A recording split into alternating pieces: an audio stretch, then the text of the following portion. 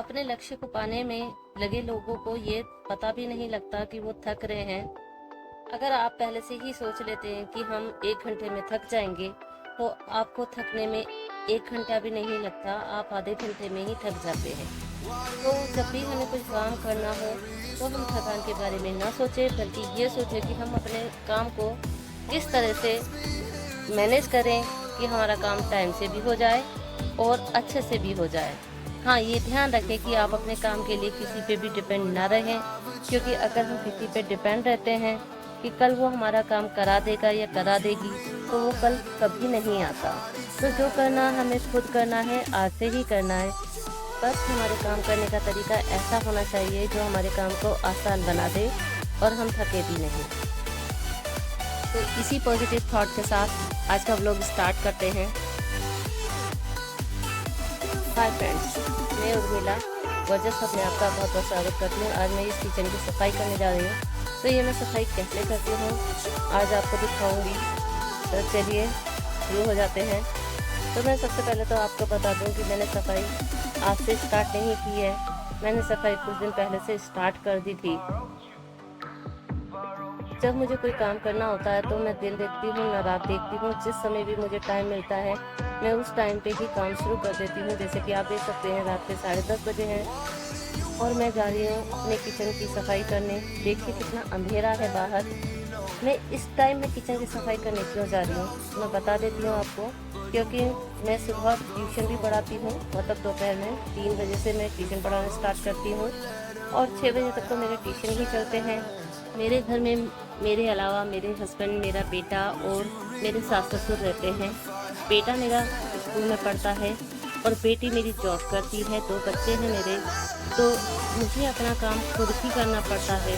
सुबह का खाना बनाना, सफाई करना, मतलब सब कुछ मुझे करना पड़ता है। तो मुझे ही सफाई करनी है किचन की अकेले ही। तो इसीलिए मुझे जब टाइम मिलता है मैं तभी काम शुरू कर देती हूँ। अभी मैं खाली बैठी थी तो मैंने सोचा क्यों ना मैं कुछ काम कर लूँ। तो मैंने यहाँ पे ये रैक है मेरे किचन में 2, तो इन दोनों की सफाई कर दी है। थोड़े ये गंदे हो गए थे तो बहुत दिनों से मैं सोच रही थी कि मैं किचन की सफाई स्टार्ट करूँ। तो मैंने यहाँ पे किचन की सफाई स्टार्ट कर दी है। तो मैं भी बाकी वर्किंग लेडीज की तरह हूँ, क्योंकि यहाँ पे मुझे प्रॉपर टाइम ट्यूशन को भी देना पड़ता है और अपने सास ससुर के लिए भी टाइम निकालना पड़ता है, मतलब अपनी फैमिली के लिए टाइम निकालना पड़ता है। तो मुझे बहुत कम टाइम मिल पाता है बाकी कामों के लिए। तो जब मौका मिले तभी शुरू हो जाओ।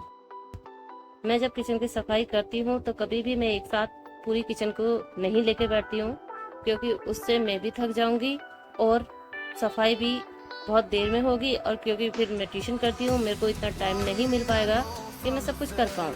तो इसलिए मैं थोड़ा थोड़ा करके किचन की सफाई करती हूँ। जैसे कि आज मैं ये दोनों रैक धो के रख दूंगी और डिब्बे तो मैं तभी धुलवा लेती हूँ जैसे जैसे खाली होते जाते हैं ना। जैसे एक डिब्बे की दाल खाली हो गई, खत्म हो गई, तो मैं उस डिब्बे को मांजने के लिए रख देती हूँ सारे बर्तनों के साथ। वो मच जाता है।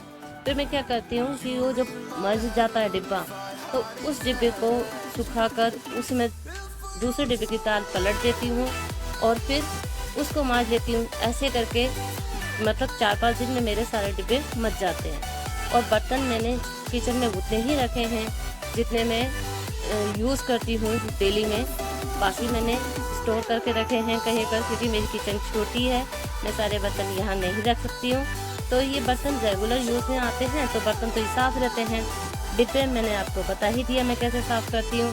ड्रॉर वाले ये रैक है जो, इन्हें मैं धीरे धीरे करके साफ कर लूँगी। मतलब जैसे एक अभी कर रही हूँ, एक मैं कल कर लूँगी।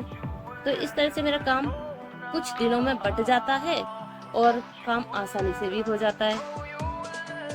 अब मैंने दोनों रैक धोले थे और सारे डिब्बे मजे हुए हैं।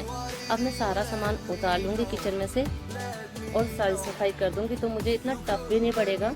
सारा सामान जैसे कि मैं आपको दिखा रही हूँ ऊपर से मैं उतार रही हूँ, क्योंकि मेरी किचन नॉन मॉड्यूलर है तो इसमें गंदगी ज़्यादा हो जाती है। तो मैं कुछ चीज़ों को ढक के रखती हूँ जो मैं बहुत कम इस्तेमाल करती हूँ। जैसे कि ये इलेक्ट्रिक केटल है, तो इसको अभी ज़्यादा इस्तेमाल नहीं कर रही हूँ क्योंकि गर्मियाँ चल रही थी, तो इसको मैं ढक के रख देती हूँ।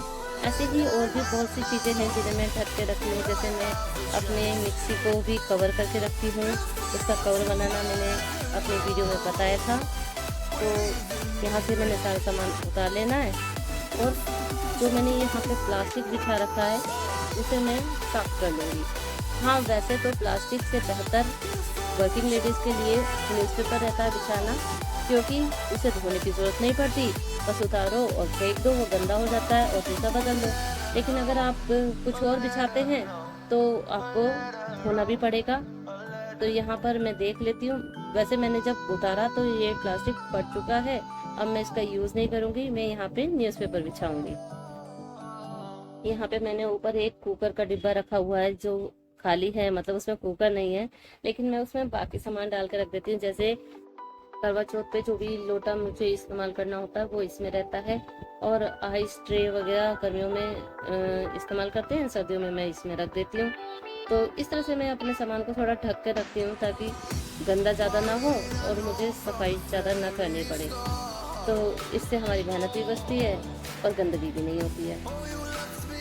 अब क्योंकि यहाँ के डिब्बे मेरे धुले हुए हैं, बस मुझे उतारना है। ऊपर वाले सामान भी साफ था, इतना गंदा नहीं था, ज़्यादातर ढका हुआ सामान था। तो ये सारे डिब्बे मैं उतार लूँगी और यहाँ पर न्यूज़पेपर बिछा दूँगी। लेकिन उससे पहले मेरे सारी टाइल्स वगैरह साफ़ करनी है।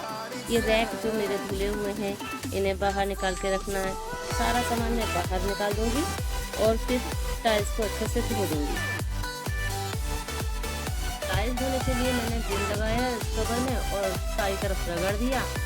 तो और फिर इसको गीले कपड़े से पोंछ दूँगी, क्योंकि यहाँ पे मैं धुलाई तो नहीं कर सकती। तो मैं मग्गे में डुबो के कपड़े को और साफ कर रही हूँ और मेरी किचन फिर से चमक गई। अब मैंने यहाँ पे न्यूज़पेपर बिछा देना है और सारे डिब्बे वगैरह लगा देने हैं सही से। नीचे की टाइल्स भी मैंने धो दी है, फर्श मैंने धो के पोंछ दिया है। अब मैं नीचे का सामान भी लगा रही हूँ, ऊपर का सामान मैंने लगा ही दिया है। और देखिए आप, मेरी किचन कितनी साफ़ सुथरी सुंदर हो गई है। ये ऊपर जो मैंने बर्तन रखे हैं ये बहुत कम यूज़ होते हैं, कभी कभी मैं इनका इस्तेमाल करती हूँ। और जितने भी नीचे बर्तन हैं मेरे आसपास जो रहते हैं उन्हें मैं बहुत ज़्यादा इस्तेमाल करती हूँ, इसलिए अपने पास रखती हूँ। ये स्पाइस रेक मैंने मीशो से मंगाया था, इसकी मैंने वीडियो बना रखी है। ये ट्रे मैं राजस्थान से लाई थी, सुंदर है ना ये ट्रे। कुछ सामान तो मैंने फ़िलहाल ऐसे ही लगा दिया है, मैं धीरे धीरे ठीक कर लूँगी, क्योंकि जब तक हम यूज़ नहीं करें तब तक कुछ ना कुछ गड़बड़ लगती रहती है, हम ठीक करते ही रहते हैं। और यहाँ पर मैंने रखे हुए हैं तेल, घी और जो आटा होता है ना, सूखा आटा पलौसन के लिए, उसकी डिब्बी, तेल की डिब्बी पराठे बनाने के लिए। तो बस यही छोटी सी किचन है मेरी और मैं यहाँ पर अपना बहुत सारा समय बिताती हूँ। अगर आज की वीडियो आपको यूज़फुल लगी है तो वीडियो को लाइक कर देना, शेयर करना, और अगर आप मेरे चैनल पर नए हो तो चैनल को सब्सक्राइब कर देना। मिलते हैं अगली वीडियो में, तब तक के लिए बाय।